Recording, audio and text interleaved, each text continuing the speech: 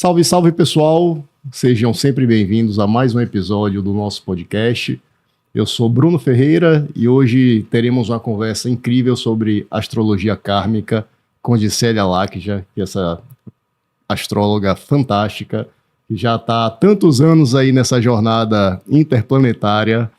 Mas antes de eu te passar a palavra, Gisélia, eu vou pedir licença e vou atender aqui a uma demanda do meu staff, ou seja, das pessoas que estão mais próximas comigo aqui nesse projeto, já dizendo que elas têm razão, porque eu nunca fiz isso, eu esqueço, mas reconheço a importância hoje, né, de pedir para que as pessoas curtam, compartilhem, assinem um canal e essas coisas mais, que de fato é importante. Já tomei muita bronca porque eu nunca fiz isso e hoje eu lembrei de fazer, tá? Então, agora sim, fiz, está feito, tá? Então, eu espero que de fato, as pessoas que se sentirem à vontade para isso, façam, porque de fato é importante. E vamos em frente com Gisélia Lakja. Gisélia, seja muito bem-vinda. E sob as bênçãos de Mercúrio, que já não está mais retrógrado, tá?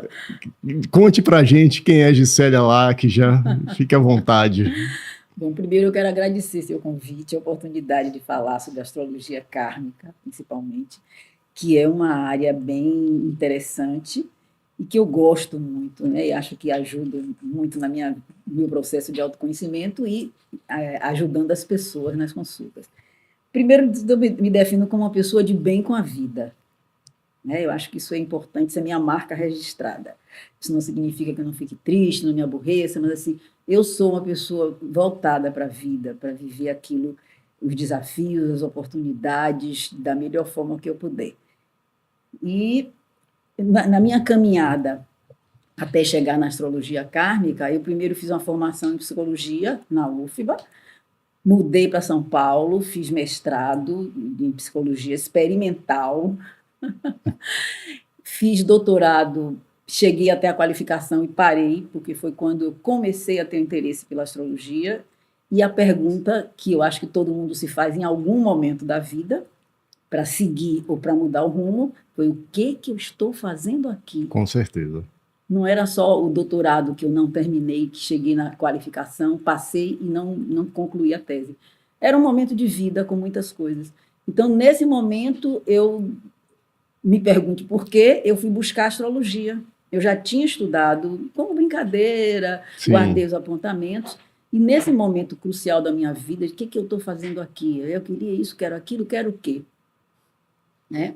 Acabei um noivado que já estava para ir casar, eu digo, não estou aqui, não me vejo aqui, e fui buscar um entendimento pela astrologia. E quando eu peguei, eu entendi tudo, assim, no meu próprio mapa. Isso me deu uma guiança de ficar estudando mais. E aí as pessoas vieram também. Eu estava num momento astrológico positivo, que abriu o conhecimento, e lá pelas tantas, eu digo que eu virei astróloga, porque eu não sabia que eu ia trabalhar com isso.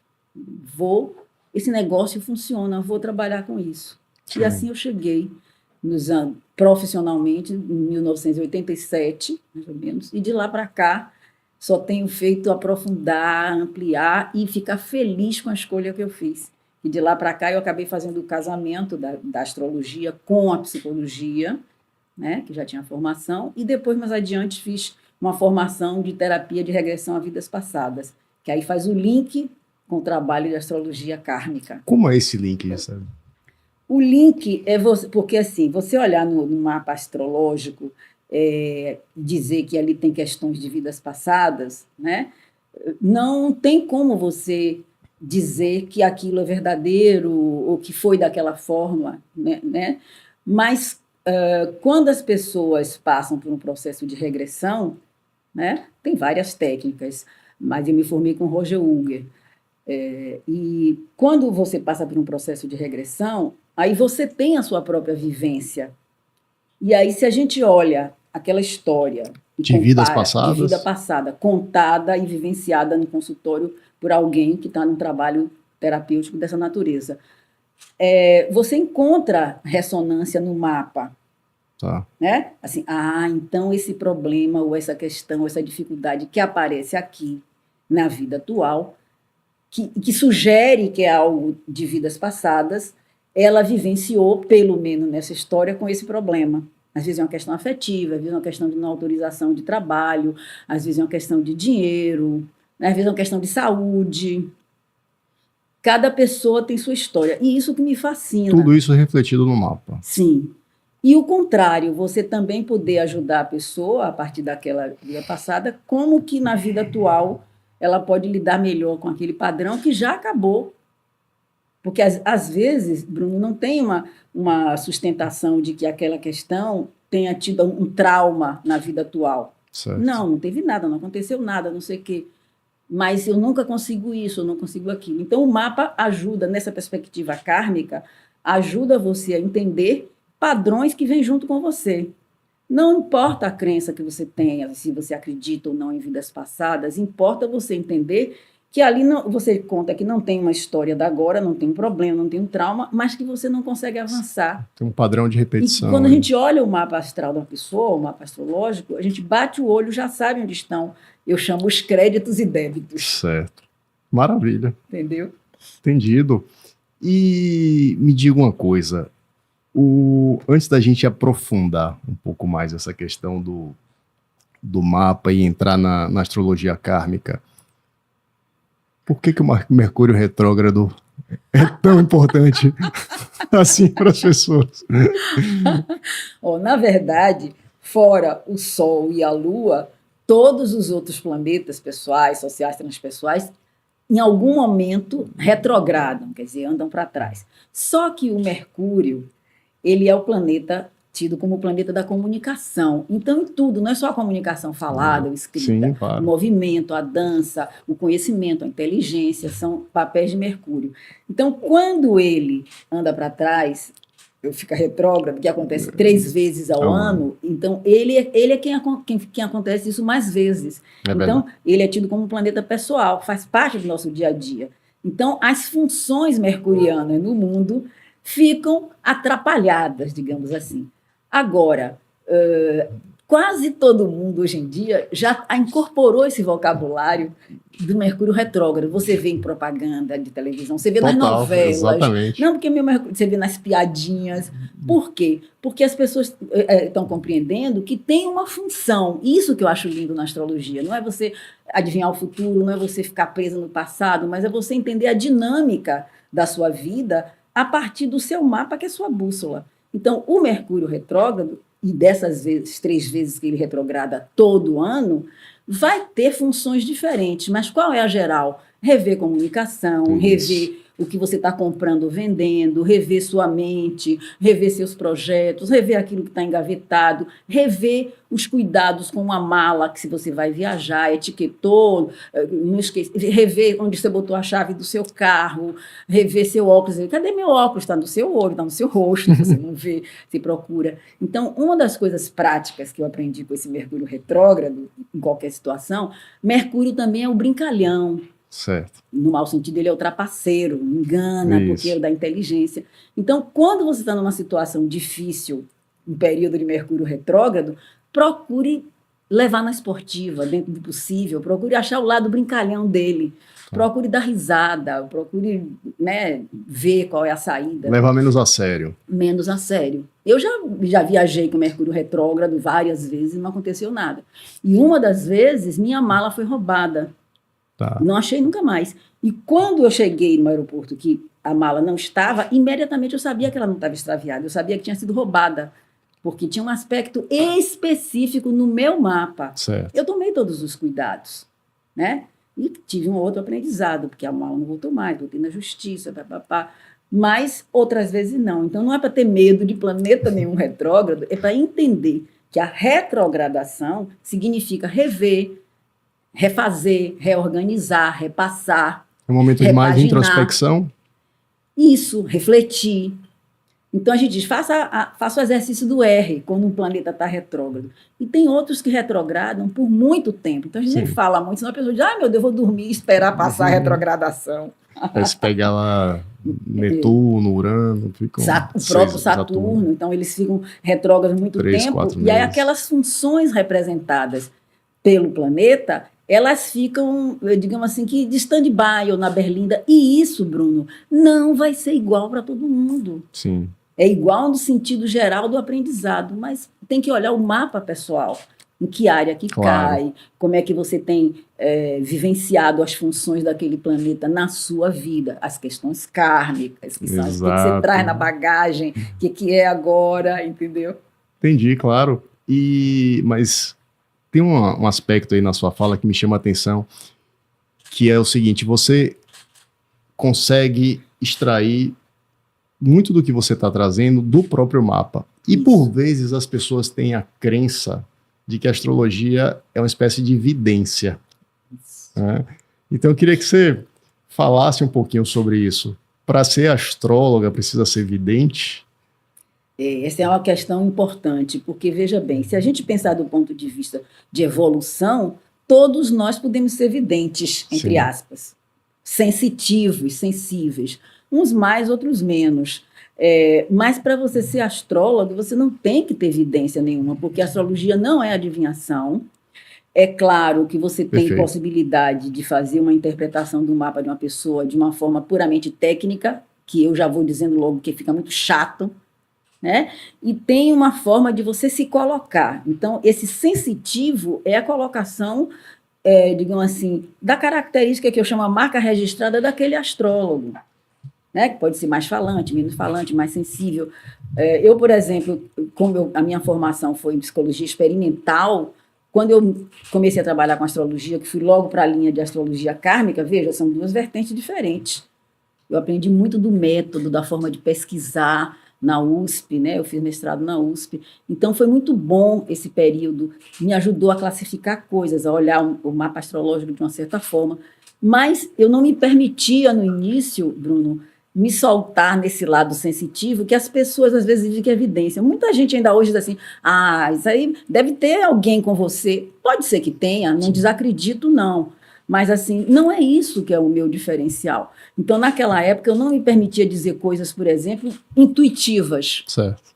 Que você, não é que você tira do nada, porque o mapa calculado está ali, mas é que você sente que pode ajudar a pessoa dizendo aquilo. Hoje em dia eu não estou nem aí, eu falo assim, e fiquei toda arrepiada quando eu falei isso para você. O que ela vai fazer com isso não é um problema meu, claro. Mas eu registro, então eu não tenho mais vergonha nem dificuldade de registrar esse todo que me acompanha durante aquela consulta, diferente de uma outra consulta, às vezes com aspectos parecidos no mapa. Então, não precisa ter evidência, precisa ter sensibilidade. Claro. Por trás do mapa tem uma pessoa. Você não pode enfiar a pessoa no mapa. O mapa é a história dela. Né? É o manual de instruções dela. Um termo que eu tenho usado muito recentemente. Esse é o manual de instruções. Ninguém fica lendo o manual de instruções direto. Você pega as funções básicas, aprende e pronto. Depois você vai olhar, se dá um tilt, dá um problema. Ou então, se você está cansado de fazer aquelas mesmas coisas, deixa eu pesquisar esse botão azul, vermelho aqui, que eu nunca... Aí vai lá no manual e aí avança. São as escolhas que a gente faz, né? Com o nosso livre-arbítrio, que existe sempre. Claro, claro. E a era de Aquários, Gisele? Estamos na era de Aquários, Menino, estamos no momento de transição planetária. É uma novela também, porque estamos mais para a era de Aquário do que a era de Peixes que nós acabamos de sair. Mas não existe um dia D, que assim, agora estamos na era de Aquário, né? Porque pelos cálculos, pode ser lá para 2100 alguma coisa, então estamos mais perto da era de Aquário. Tudo que a gente vê está acontecendo mais ligado à era de Aquário, não tem mais buscar um salvador da pátria, entrar no vitimismo, ou então ficar viajandão, que é uma coisa da gente culpar alguém, né? Ou buscar saídas só religiosas, enfim. É um momento mais de sociabilizar, de buscar saídas mais coletivas, que não significa necessariamente que a gente faça escolhas boas, né? O ser humano tem muito para se aperfeiçoar. Mas não estamos tecnicamente ainda na era de Aquário. Estamos, né, na transição. Estamos na transição. E para quem não está familiarizado com essa nomenclatura, com esses conceitos, o que é que mudaria na era de Aquários? Qual seria a Então, principal característica dessa a nova era? expectativa é exatamente das coisas mais sociais. Aquário é tido como progressista, como futurista, como social, né? Como das questões novas, da pesquisa, da ciência, da inovação, do futuro, dos grupos. Aquário é o signo que representa essa possibilidade de existência de grupos diferentes, de ideias diferentes. Aquário é o signo que representa a quebra de preconceito. E isso não significa que não tem aquariano preconceituoso, Claro. porque uma coisa é você falar do signo, outra coisa é falar das pessoas que nascem do signo. São coisas muito diferentes. Então, e esse é o lado, digamos assim, positivo de Aquário. Todos os signos têm um lado que a gente pode dizer de superior, inferior, bom, Luz e ruim. sombra. Luz e sombra, perfeito. Né? Então, a diferença de Aquário na expectativa positiva era um salto da humanidade. A gente está vendo isso já mais próximo de Aquário, também no lado tecnológico, Perfeito. que é outra vertente de Aquário. Tem as relações sociais, a expectativa dos grupos. Ressonância Schumann está aí. Isso. Totalmente, né, oscilante. Isso. E novos conhecimentos. E tem a tecnologia, a inteligência artificial, os carros, os robôs tomando conta de tudo. Isso tudo tem a ver com a tecnologia. O celular que você compra hoje, amanhã, está mais ainda obsoleto, né? Mas não podemos perder a perspectiva de que é o humano que está por trás disso tudo. Então, quando a inteligência artificial vai chegar a tomar tudo, eu digo, nenhuma inteligência artificial vai me substituir. Não é nenhuma pretensão, mas é realmente não querer ficar nesse lugar de que você não faz mais nada sem a inteligência artificial. Né? E, claro, tudo que é vanguarda tem seus prós e seus contras. Claro. Né? Tem que aproveitar o bom, sem dúvida nenhuma, da ciência, dos grupos. Então, Aquário representa essa possibilidade de você avançar, né? E trazer o futuro para o presente. Perfeito. Né? E de que forma, Gisélia, a astrologia, na sua visão, ela pode contribuir para o autoconhecimento? Para mim, Bruno, esse é o grande salto da astrologia. Porque a gente tem uma astrologia, vou chamar assim, uma astrologia de eventos. Ela se presta a fazer previsões? Presta, sim. Previsões para eventos, para catástrofes, para mudança disso, para empresas. Você pode fazer e ser muito preciso. E não tem a ver com vidência? Não tem a ver com vidência, tem a ver com essa, vamos chamar de uma relação de sincronicidade, né? Daquele evento com aquilo que está acontecendo. Não é uma relação de causa e efeito. Tá? Mas é uma relação a gente poderia chamar de coincidência, de sincronicidade, né? Porque a gente está sempre lidando com ciclos, e esses planetas são cíclicos, então você tem como voltar atrás no tempo para avaliar o que aconteceu no ciclo anterior. Isso tudo dá uma dimensão nesse sentido de avanço. Agora, essa questão já me perdi agora. Eu falo tanto. Repita aí. Do autoconhecimento? Do autoconhecimento, é isso, fazer o link. O autoconhecimento é o grande salto da astrologia. Por quê? Porque as pessoas são diferentes. Então, saímos daquele tempo que tudo era o signo, que se fazia um horóscopo geral, todo mundo queria ler, ou então jogava no lixo. Né? Então, se percebe que as pessoas são diferentes, até os gêmeos são diferentes. Com certeza. Então, o grande salto é usar esse conhecimento para a pessoa se conhecer melhor naquilo que ela traz como bagagem. Porque aquele mapa, se você tem data, cidade e horário de nascimento, aquele mapa representa a sua chegada, o seu RG astrológico, o seu DNA. O DNA cósmico. Cósmico, isso eu uso muito esse termo também, né? A sua genética cósmica. Mas aquilo representa você. E recentemente, muitas pessoas têm falado, alunos meus que falam, e eu incorporei muito isso como muito interessante para o autoconhecimento, que é assim, eu avancei muito em questões minhas pessoais na minha vida, a partir do trabalho com o mapa, quando eu não sei se a palavra foi, mas quando eu me percebi, quando eu passei a viver o meu mapa. Mas não é que a pessoa passou a viver como receita, é o contrário.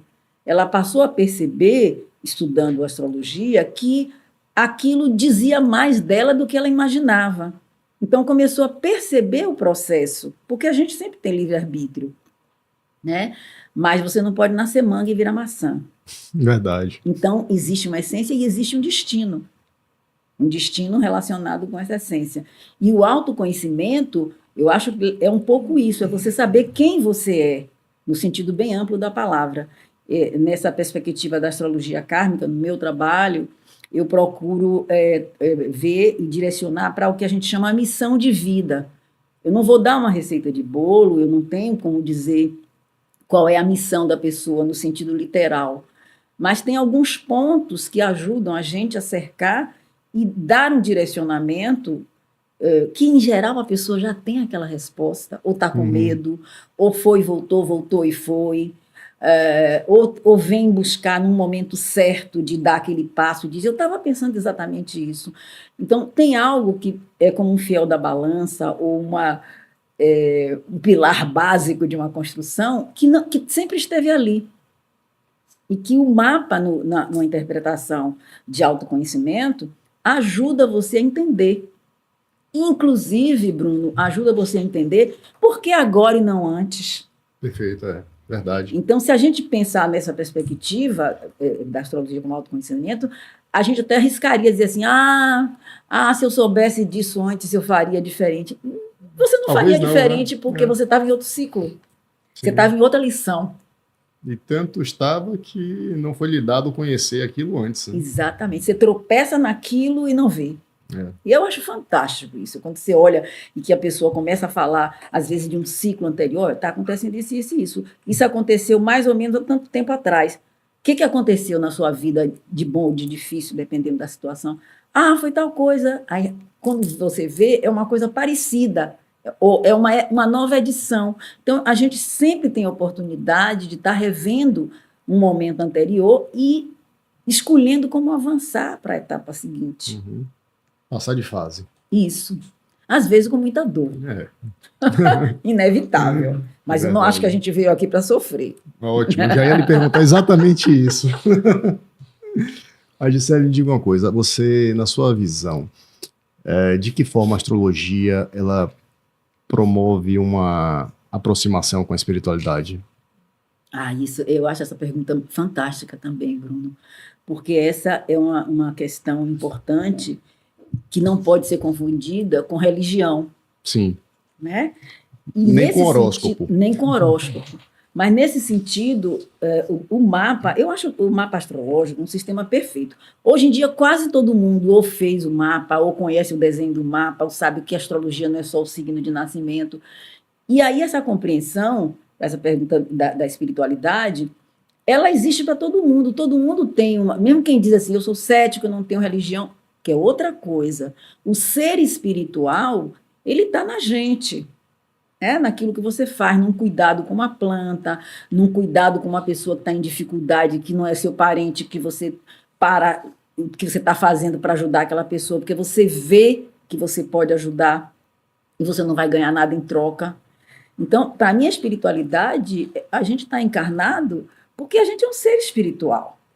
Né? Então, a astrologia... o que ela faz quando você particulariza essa questão no mapa das pessoas, existe uma área específica no mapa, que é a área 9, certo. Que é uma área que diz como é a sua filosofia de vida, como é a sua busca. Uma área sagitariana. Que é uma área sagitariana. No mapa padrão, o 9º signo é Sagitário, o regente é o planeta Júpiter, que expande. Expande o quê? O conhecimento, sua busca. Você se expande na medida que você tiver curiosidade. E se expande como? Viajando, conhecendo outras línguas, conhecendo outros países, buscando estudando, autoconhecimento. Sagitário é autodidata, ninguém precisa ficar com ferrão para você estudar. Você tem uma curiosidade, você vai buscar sozinho, ali você está tendo uma ação sagitariana. Então, a compreensão da astrologia, no sentido amplo da espiritualidade, é você compreender que você tem um pouquinho de cada signo. O mapa ele é uma mandala, com os 12 signos. Mas essa sua pergunta é uma pergunta de casa 9. Então, você olha o mapa de uma pessoa, você já sabe mais ou menos qual é a expectativa dela, se ela é uma pessoa mais aberta para os conhecimentos, se ela é uma pessoa mais fechada, se ela é uma pessoa mais tímida, no sentido de expor as ideias, se ela é uma pessoa mais rígida, né? Então, isso significa que ela pode ir mais devagar ou mais rápido na busca dela, não é questão de ser bom ou ruim, mas é questão de compreensão do quanto que ela se permite ou não. E aí, de novo, eu faço o link com a questão de vidas passadas. Muitas vezes a pessoa não se permite ampliar questões na vida porque tem um trauma que às vezes não é da agora, né? Tem um medo, tem uma dificuldade, tem uma autocobrança, tem um resgate para fazer naquela área. Então, ela precisa ter mais cuidado, mas ela não precisa não manifestar aquele desejo ou aquela vontade. Então, a espiritualidade, para mim, ela está contida em qualquer trabalho de autoconhecimento, e com o mapa astrológico não seria diferente. Eu acho que mesmo as pessoas que busquem assim, eu quero saber se eu vou ter dinheiro, eu não atraio esse tipo de cliente, mas assim, tem gente que pode estar buscando, quero saber se eu tenho dinheiro, quer subir a vida, tudo bem. Mas, em geral, as pessoas me buscam, e isso foi desde o início do meu trabalho, por isso me deu aquela confiança de esse negócio funciona, eu vou trabalhar com isso, que é a busca do autoconhecimento, que é o entendimento das questões, mas do ponto de vista de se melhorar como pessoa, e não simplesmente de ganhar mais dinheiro, de ter mais status, mais posição, que tem também, né? Claro. Mas quando você entra na vibe do autoconhecimento, você se achou. Sim, com certeza. Né? Você tem as só respostas, uma questão né? de tempo. Você tem as respostas, ou você tem mais perguntas. Né? Mas você tem um caminho. Sim. Quer dizer, esse é o caminho. Né? Excelente. Esse é o caminho. Excelente.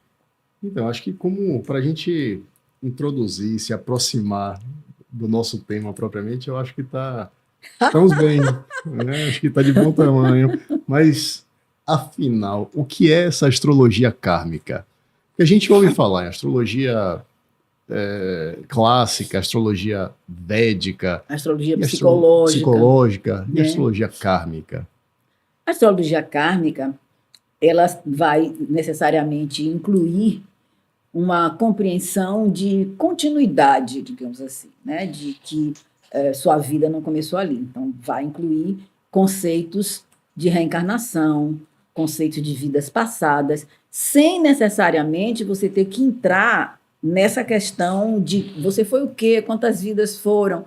É uma questão conceitual, é uma questão de princípio, né? Até de filosofia, digamos, dentro da astrologia. E é uma especialidade, como qualquer área tem, né? A medicina tem suas áreas de especialidade, a astrologia tem também. O mapa em si ele é o mesmo traçado, mas o astrólogo ele vai se diferenciar naquilo que tem a ver com a crença dele, com a abordagem dele, né? Então, a astrologia kármica inclui essa perspectiva de você trazer uma bagagem quando você nasce, que é uma bagagem que não é só a bagagem genética dos pais, que tem um sentido maior. Né? E aí também a gente precisa clarear o sentido de karma. Né?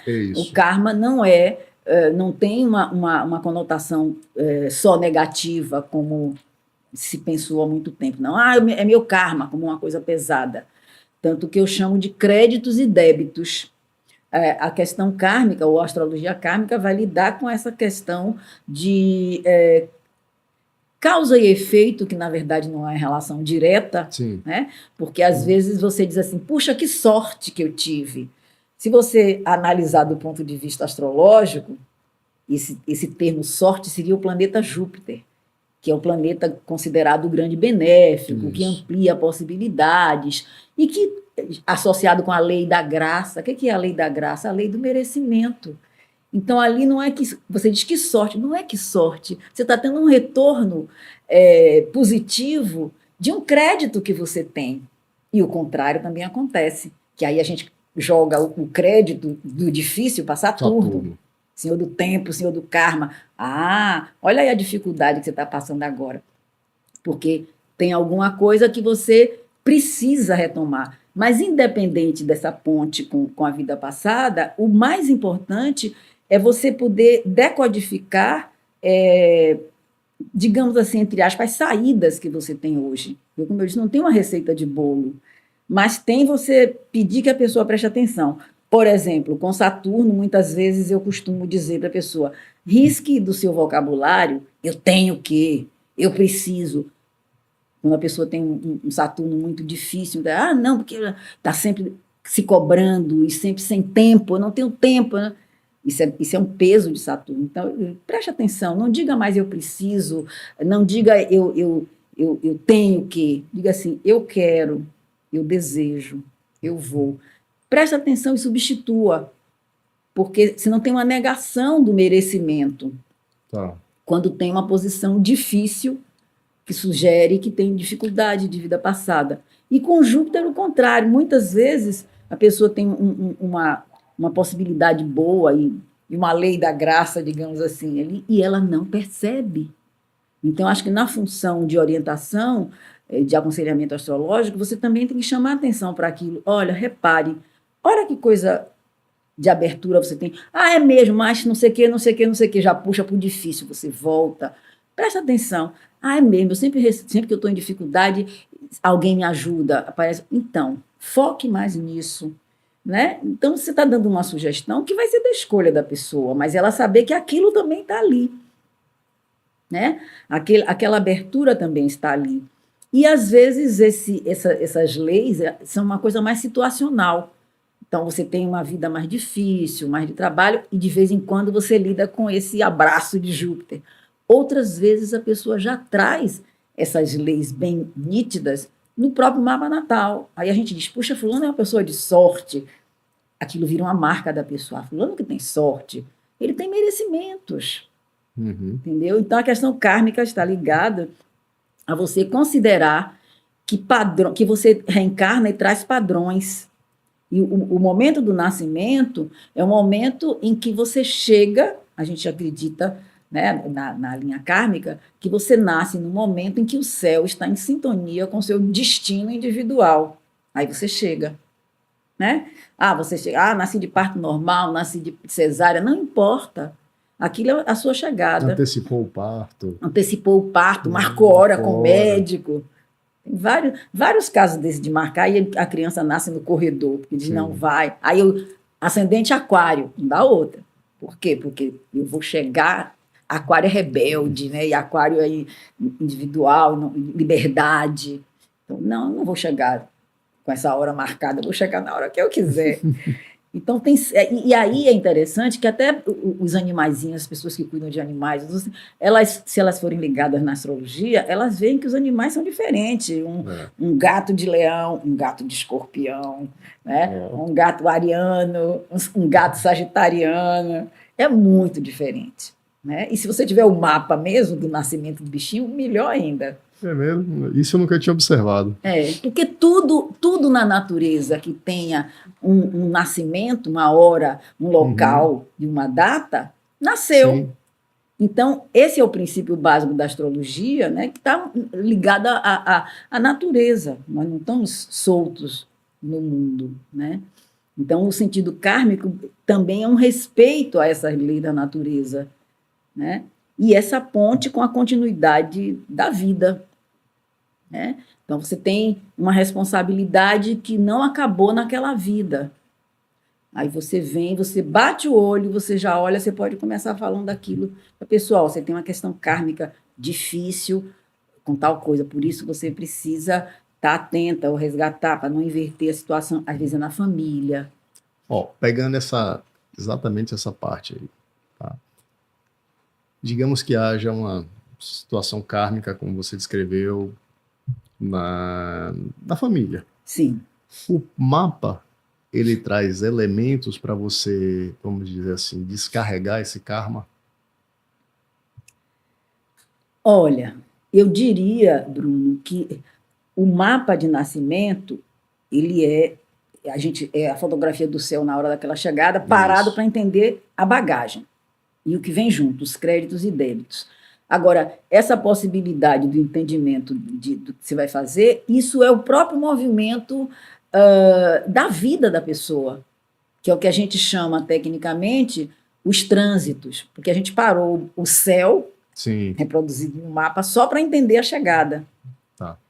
Mas o céu está em movimento. Então, uma das coisas que eu acho que ajuda a entender por que a astrologia funciona é porque a gente lida com os ciclos.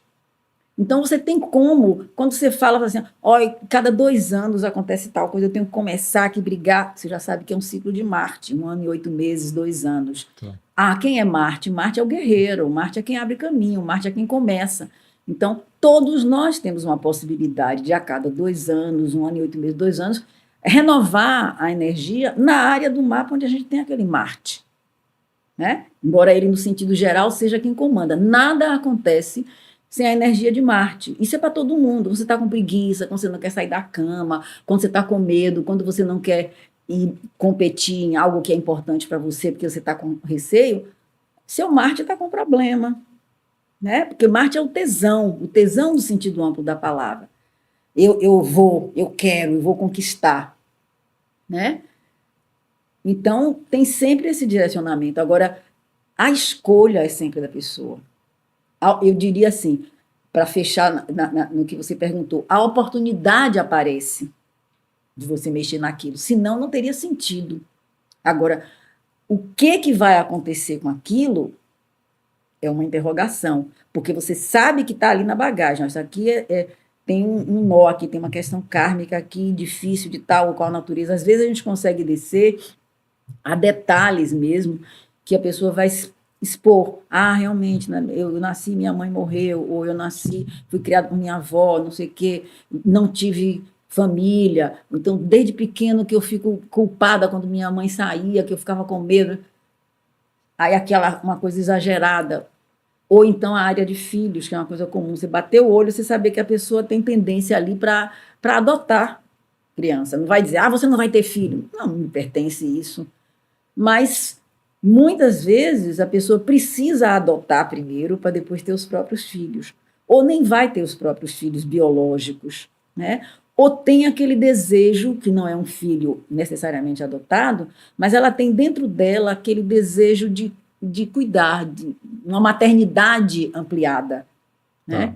Então, ela tem algo a trabalhar, a mexer naquela área específica. O quanto que ela vai acordar e como que ela vai mexer, que tempo que ela vai despertar para aquilo, é muito pessoal.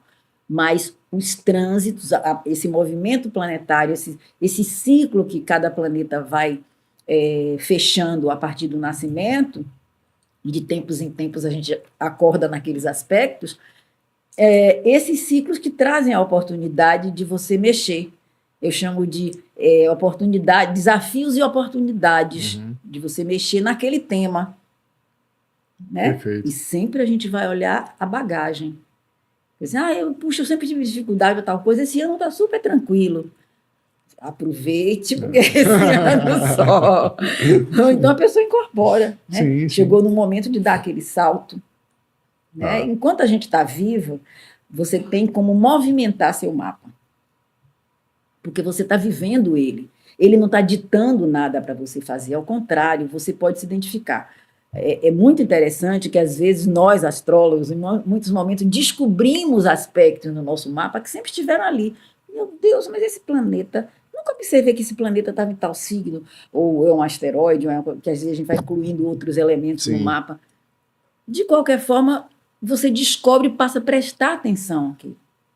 É como se a gente tivesse uma demanda, aí vou usar um termo espiritual, uma demanda espiritual de ir tomando consciência das questões que são importantes para a sua existência e que vão fazer a diferença na sua vida, no seu estar aqui, na Terra. É isso mesmo. Não é? Exato. Então, você, em alguns momentos, aí, na verdade, em vários momentos, você menciona, por exemplo, olha, se eu bater o olho aqui, eu vou saber, por exemplo, que fulano tem tendência a adotar, ou que existe uma dificuldade kármica na família, ou na área tal. Então, o ponto de partida para isso, naturalmente, é o mapa. Sim. Eu queria explorar um pouco mais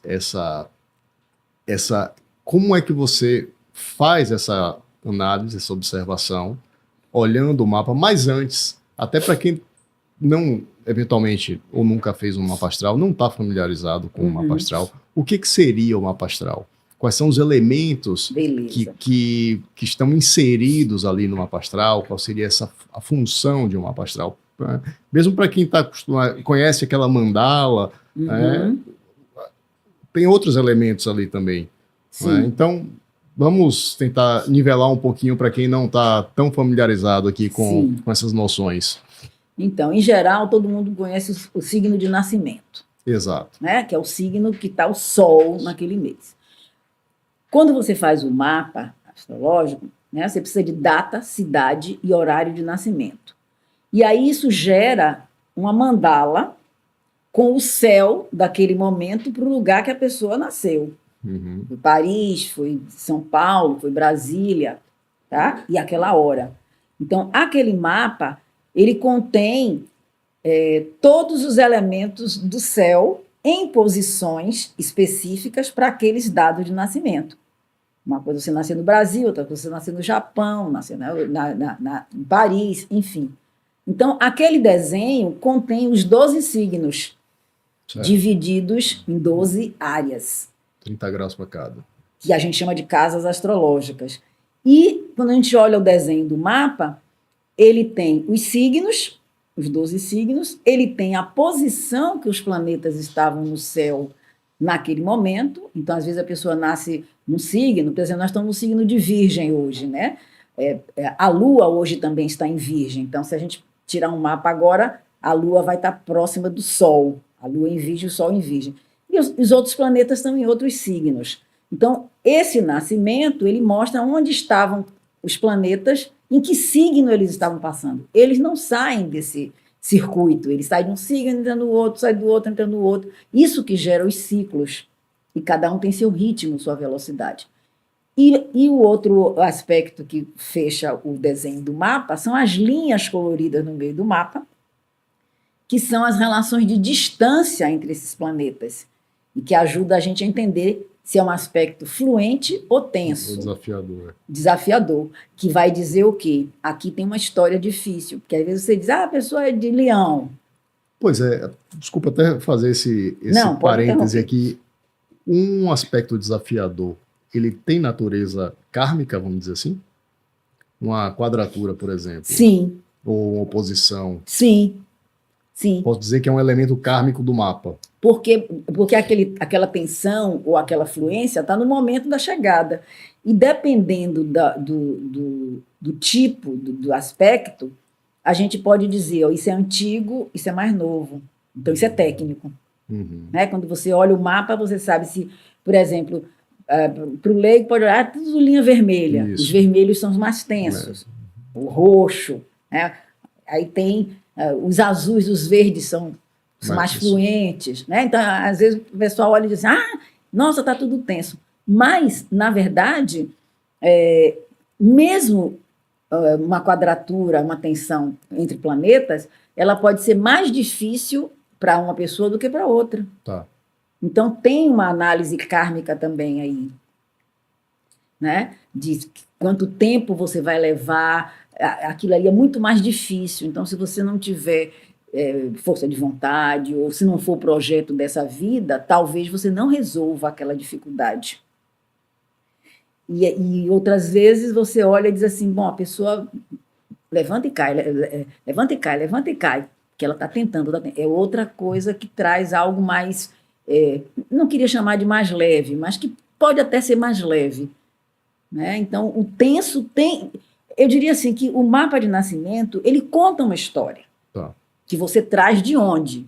Na perspectiva da astrologia kármica, você traz, porque você tem uma continuidade para dar e tem resgates para fazer, ou tarefas a cumprir, que fazem parte do livre-arbítrio da pessoa, não é um castigo.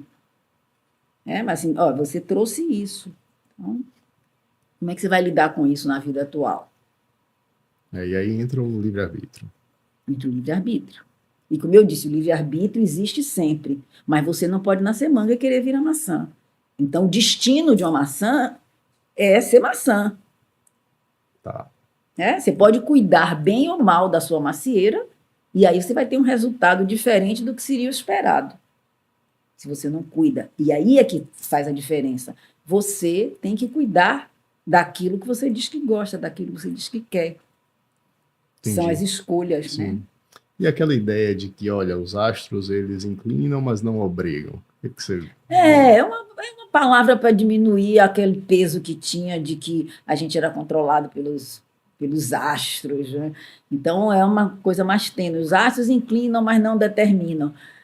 Na verdade, é uma questão mais, digamos assim, mais para ajudar o leigo a não ficar preso no determinismo, né? Tá. Mas o que funciona mesmo é você poder se reconhecer naquele mapa, né? Então, você não é somente o signo de nascimento, Sim. mas o signo de nascimento é importante. Por quê? Porque é o signo que passava o Sol. Uhum. E o Sol é a luz. A gente vai... É a sua luz. Então, a sua luz pode ser Leão, pode ser Escorpião. Uma luz de Leão é diferente de Escorpião. Por que eu estou usando os dois? Porque é luz e sombra. Escorpião é mais reservado, mais fechado, mais desconhecido. Uhum. Leão é mais exibido.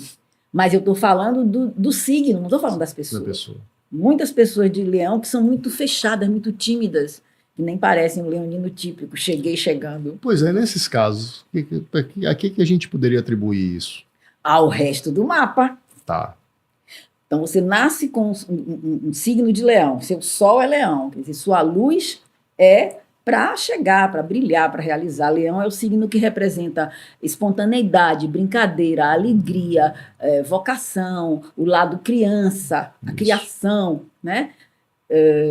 Quando você nasce com Sol em Leão, mas nesse momento vários planetas, vou pegar os mais kármicos, digamos assim, Saturno, pegar logo um Saturno. Retrógrado, misericórdia. O Saturno está brigando com esse Sol, está tenso com esse Sol.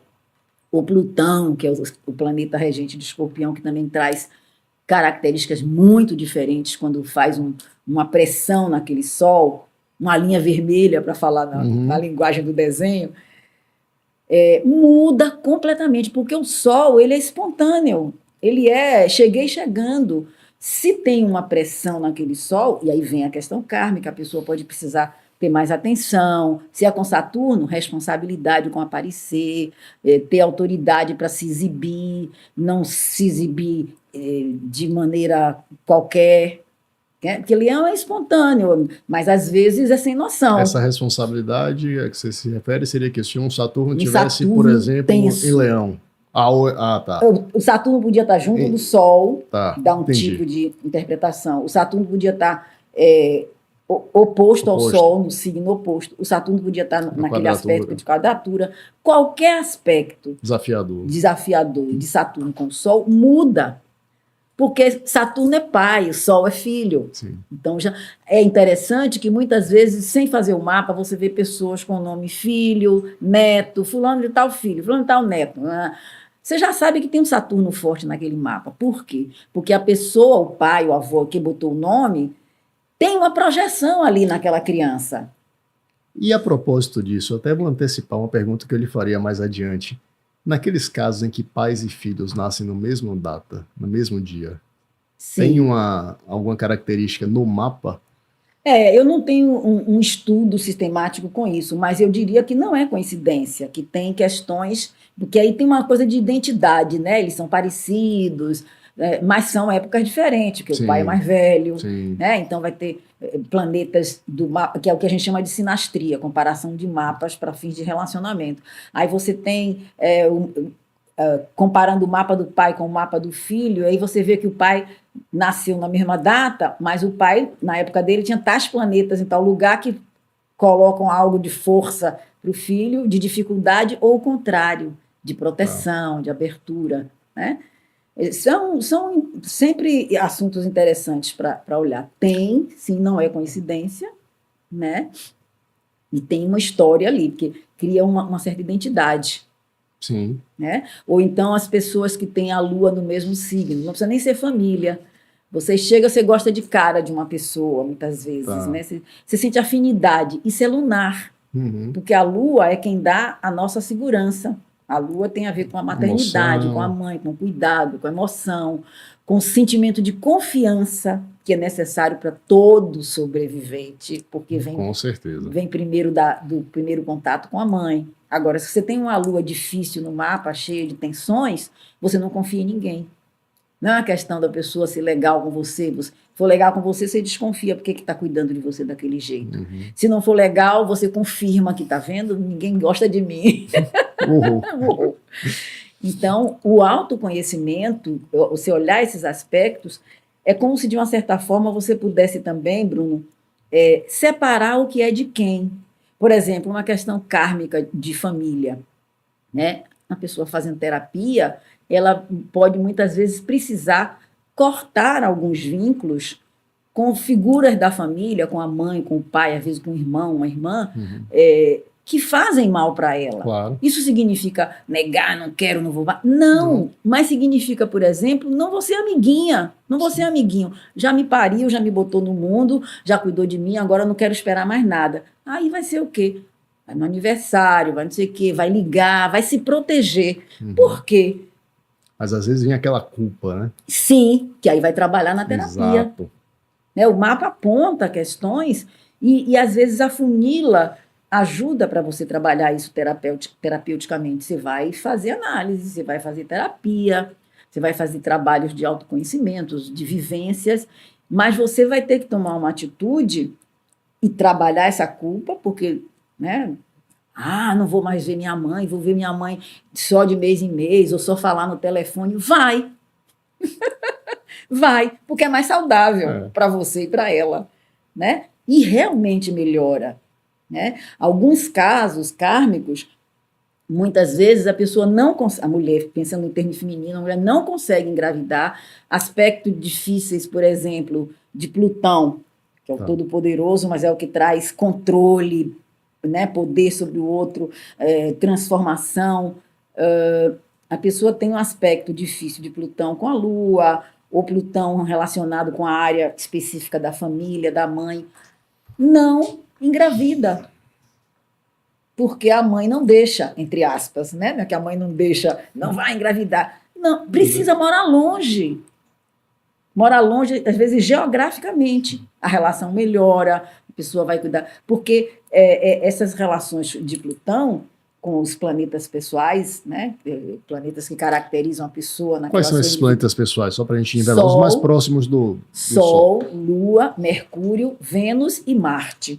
Para quem também não está familiarizado, na astrologia, Sol é planeta. Isso. Sol e Lua, a gente considera como planeta, exato. São astros, a gente considera como planeta para efeito de interpretação.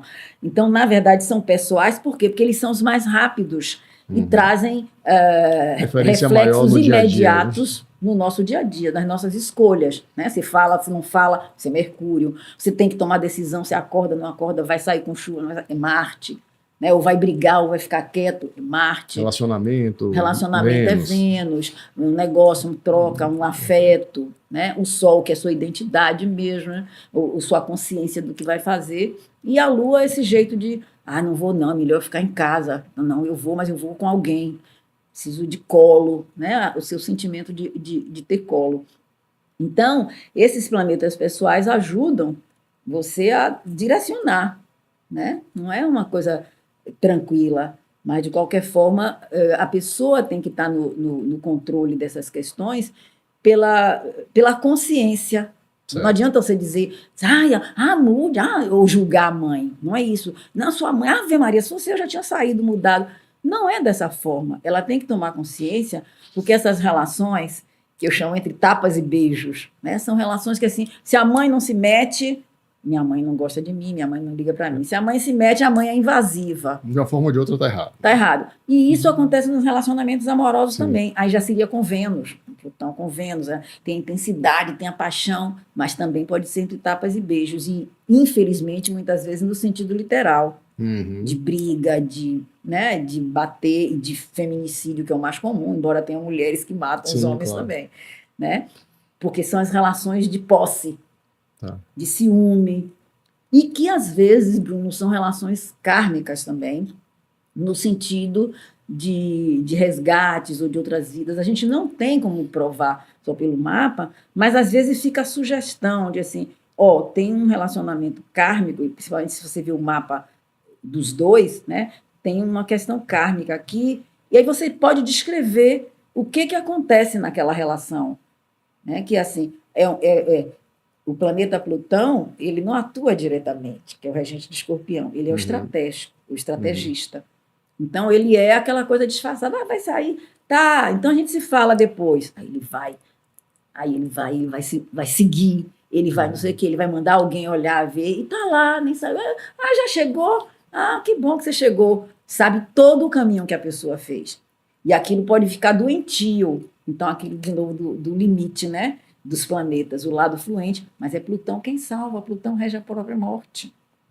Então a transformação, quando você desapega, quando você perde algo por morte ou porque foi roubado, ou porque o tempo acabou, não precisa ser uma pessoa, mas então você respeita aquele ciclo, mas senão você fica tomado por aquilo e fica no controle, quer controlar tudo, quer que aconteça de tal forma. Isso é bem Plutão, e que dá um peso quando se trata de relacionamentos.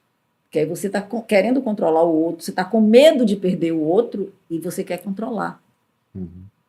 O que eu acho importante pontuar, fazendo a ponte com aquela questão antiga do autoconhecimento, que você perguntou no início, que o mapa ajuda nesse sentido, é você poder perceber que você não é um signo só. Então, quando você percebe características que é mais fácil a gente perceber fora, fulano é ciumento, fulano é não sei o que, fulano é controlador, fulano é isso, aquilo. Mas nós temos também característica daquele signo, daquele fulano que a gente está falando, no nosso mapa. Aí que vem a mandala com as 12 áreas, eu chamo de gavetas. Sim. 12 gavetas, e que cada uma delas, em princípio, está num signo diferente. Então, quando você percebe, por exemplo, uma característica dessa em alguém, nessa característica de ciúme, ou de possessividade, de controle, que eu chamo controle remoto, que é uma característica forte de Plutão, ou de Escorpião, você precisa olhar no seu mapa em que área que está esse signo e esse planeta para fazer a sua transformação também, porque você pode estar vagando por aí sem saber que você também é um candidato ou candidata. Exato. Em alguma área da sua vida, ou é com o filho, ou é no trabalho, ou é com os amigos, né? Então, essa consciência, ela está em todas, a gente analisando em todas as gavetas, né? Tem a área do social, tem a área da mãe, tem a área do pai, tem a área da sua vocação, tem a área do trabalho, a área da saúde, a área do dinheiro, como é que você ganha dinheiro, a área das dívidas ou dos compromissos com os outros, a área do relacionamento amoroso. Vamos fazer o seguinte, ver se a gente consegue projetar aqui no mapa, para quem não, né, até para quem não conhece, a estrutura de um mapa astrológico. E aí a gente tem aqui os signos, as casas e, enfim, né, todos os planetas, pontos e os aspectos ali também. E aí, Gisele, sob a ótica da astrologia kármica, tá? Quais seriam as regiões do mapa que você, na sua análise, você diz assim, olha, eu bato o olho aqui, eu já vejo isso aqui, eu começo por aqui, ou isso aqui me chama mais atenção. É algum planeta? Específico, falamos de Saturno, né, como senhor do karma, talvez seja, não sei se Saturno pode se dizer que seja o planeta mais kármico, eu já ouvi até dizer que a Lua seria o planeta mais kármico, enfim. Ou alguma casa, ou algum signo, não sei se também se é possível dizer que existe um signo que seja mais kármico. A gente poderia dizer que o mapa inteiro ele é kármico, tendo esse princípio de que você não nasceu naquele momento por acaso, então os créditos e os débitos que você trouxe, que estão revelados no mapa... Esse é o mapa do Flávio Dino. Faz parte da história da pessoa. Agora, na análise kármica, tem sim alguns pontos que, digamos assim, tem mais peso do que outros, no sentido de fazer essa ponte, né? Que aí são... Saturno é o divisor de águas, sem dúvida, porque ele é o limite. Saturno representa o limite. Sim. E Saturno é um planeta regente de Capricórnio, né? Cada signo tem um planeta regente. Saturno é o planeta que dá o limite da realidade. Você pode se descabelar, você pode fazer o que você quiser, ele lhe mostra ali, acabou. Ele é o senhor do tempo. Então, ele tem a foice, ele corta, isso aqui acabou. Aí você... Era o último planeta conhecido até 40 anos. Ainda é visível, o único visível a olho nu. É verdade. Então, veja que ele é o limite para quem? Para nosso olho. Depois que se descobriu o telescópio, se viu mais planetas para frente, Sim. né? Mas a olho nu ele continua sendo o último visível. Então, ele é o limite e o Saturno... Essa metáfora é interessante. Né? Dele ser o planeta que coloca limite, por quê? Porque ele é o último planeta visível. Ele traça o limite ali ao mundo. Isso. E é interessante porque ele mostra esse tempo, ele é o senhor do tempo. Sim. Então, Cronos. Ele é o Cronos, não adianta você dizer, meu Deus, daqui a uma semana eu faço. Você pode dizer isso, mas o tempo não vai te esperar. Daqui uma semana a situação é outra. Né? Agora, você sempre tem seu tempo interno para jogar com essa demanda de Saturno. E ele é o limite... Não no sentido negativo, ele é o limite, como que dizendo assim, olha, a realidade é essa, você vai encarar, você vai passar por cima e ver o que tem lá de desconhecido, ou você vai se preparar melhor para fixar isso, para enfrentar isso. Então, ele não é um limite no sentido de fazer você desistir de cara, esse é o lado infantil, ou o lado da dificuldade kármica que a pessoa pode trazer, do medo. Saturno é o medo. No extremo, ele mostra nossos complexos, nossos sentimentos de inferioridade, que você pode ir trabalhando durante a vida e ele se torna seu aliado. Aquilo que era seu ponto fraco ou medroso pode ser seu ponto forte, porque ele também representa a oportunidade de trabalho, de subida. Aí você se determina a ser aquele que vai ter a ambição de chegar onde você quer. É curioso você ter colocado isso, porque... Pelo menos a minha percepção é que Saturno assusta, né, as pessoas. Sim. Então, cria-se aquela mística em torno de Saturno. Meu Deus, Saturno é como se fosse algo apenas pesado ou apenas ruim. E você está trazendo uma narrativa que mostra exatamente o oposto, né? E é o princípio de realidade. Então, assim, você vai passar aqui, passe, mas saiba onde você está pisando. Você está pronta para isso? Então, isso acontece, por exemplo, na área de trabalho, você está pleiteando um cargo, uma coisa, mas você não está pronto para aquilo. Exige inglês. Você não fala inglês. Como é que você vai chegar naquele cargo agora? Mas você pode se preparar para a próxima etapa. Então, ele também é o planeta relacionado com ambição. Ambição no sentido legítimo. Né? Você pode usar ambição de maneira negativa. Mas Saturno é quem... rege Capricórnio, que é o signo que ocupa o ponto mais alto do que a gente chama o zodíaco padrão. Então, você ter ambição é legítimo, dizer, vou chegar ali. Agora, se você quer chegar ali, você quer chegar ali, você não quer chegar aqui nem aqui, não precisa chegar a qualquer custo, você tem que se empenhar para chegar lá, no tempo que for o tempo de lidar com os desafios, de subir a montanha, às vezes pede ajuda, às vezes não pede, que aí é outro desafio de Saturno, ninguém vai fazer por você. Quando você está num desafio de Saturno, né, você traz isso kármico no seu mapa, aquela área de dificuldade, você não encontra ajuda enquanto você não clareia o que você quer. Não é que não encontra ajuda, coitado, vai ficar jogado nas traças. Mas assim, enquanto você não faz sua lição sozinha, você não encontra ajuda, some todo mundo. E isso é em função de onde ele está localizado no mapa. Isso é em função de estar localizado no mapa e em função dos aspectos que ele mostra, claro. Né? Aí é interessante, eu nunca tinha olhado... Saturno está ali na casa... A gente pegou aleatoriamente esse mapa aí do Flávio Dino, a gente não vai analisar, obviamente, mas é interessante que o mapa dele é o que a gente chama de um mapa padrão, porque ele é ascendente Áries. O meu também. Né? O primeiro signo é o signo ascendente, então Áries é o primeiro signo, o mapa dele é o que chama o mapa padrão. Cada signo está na área que realmente ocupa, né, no céu. E aí o Saturno dele está lá, beirando ali a parte está um pouco na casa 12, que é uma área kármica. Você perguntou se tinha áreas, também tem. A última área do mapa é como se fosse a última vida. Então, veja, a gente não lida com certeza, mas lida assim, é como se. Por quê? Porque ali está escondido. Né? Então, a gente supõe, não, você tem isso na sua bagagem, mas você precisa ir lá cavar e ver o que é. Está escondido de você. E no caso do Flávio, ele tem várias coisas que mostram que ele tem que ser independente, que ele tem que tomar iniciativa, que é o ascendente Áries, e o próprio Saturno ali, junto do Marte ponto também. do mapa dele, do Nó do Norte, que também é a missão de vida, é outro termo que eu uso muito na astrologia kármica, sua missão de vida. Né? O Nó do Norte ascendente, o signo ascendente, que é como a pessoa chega, porque o ascendente ele está muito ligado com o seu livre-arbítrio. Então, eu associo ele também com a missão, porque a missão ela não vem pronta e cai na sua cabeça.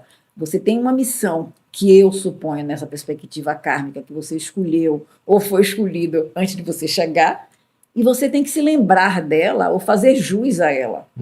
Durante sua vida você vai referendando, levanta, cai, toma iniciativa, volta de novo, mas ela está na linha da sua escolha, que é o signo ascendente, e todos os desdobramentos que tem no mapa, né? Mas ele tem um desafio grande ali, né? De ser autoridade, de abrir caminho. Áries é pioneiro, né? Áries é determinado, né? E tem vários planetas numa região né, só. Eu chamo as gavetas, tem gavetas vazias, Marte, tem, né? Vênus, Sol. Tem uma lua em Gêmeos, então ele tem uma coisa com a comunicação, né? E falar, que Gêmeos é o signo da comunicação, né? Mas ele tem um passado ligado a coisas de justiça também, que é o Nó do Sul em Libra, né? O Nó do Sul é a cauda do dragão. A cauda do dragão. E o Nó do Norte é a cabeça do dragão. Isso. E onde é que vem essa expressão, não sei? Cauda e cabeça do dragão. Menino, não sei te dizer de onde vem originalmente, mas eu sei que é um ponto, né, considerado como kármico e como sintonizando essa busca de equilíbrio de passado e futuro. Então, né? sempre nos signos opostos. Signos opostos. E também sinalizando... Mas há quem diga a missão de alma é a cabeça do dragão? É o Nó do Norte. O Nó do Norte. O Nó do Norte, que representa assim, para onde você pode se dirigir, né? Para onde você vai. Agora, tudo isso, Bruno, veja que tudo isso ele está no mapa como um todo. Então, você não pode... A gente, quando dá aula, a gente faz um corte didático. Eu faço assim, planetas do passado... presente e, entre aspas, futuro, que é a missão de vida. O que você veio fazer aqui? Para onde você vai se direcionar? É bem didático, porque, na verdade, o mapa ele é um quebra-cabeça. Você vai analisar uma área, um assunto, aí você procura, cadê o regente desse signo daqui? Para ver o desdobramento daquele assunto. Te leva para outra área. Chega lá, você encontra outra coisa. Então, você fica assim, vai de um canto para o outro. Agora, tem padrões que você também pode reconhecer como padrões importantes de concepção. Você vê o Flávio Dino, por exemplo, ele é Sol de Touro, né? Então, o Sol é o presente. O que você vem? Qual é a sua luz para essa vida? Esse é o signo de nascimento. O que você tem que mostrar? É uma luz em Touro. Então, materializar, ser consistente, estabilizar. Mas o regente de Touro é Vênus. O Vênus dele está em Áries. Então, veja que ele tem um padrão, um chamado para a vida atual de ser autoridade, de cuidar com decisões que ele precisa tomar, muitas vezes sozinho, mas de ser consistente e também de materializar coisas, que é uma função bem taurina, né? Estabilizar, fazer acontecer, né? Aí tem que ir ver. Mas tem questões kármicas ali chamando ele para se organizar no tempo, para construir as coisas, que é Saturno. Saturno sempre traz um recado de assim, não tenha pressa. Veja qual é o tempo certo. Então, é muito difícil de cara você olhar no Saturno para analisar se a pessoa não ajudar, porque Saturno ele é um divisor de águas entre você realizar coisas, ele é do sucesso ou do fracasso. Você realizar coisas ou de você ser o procrastinador. Tá.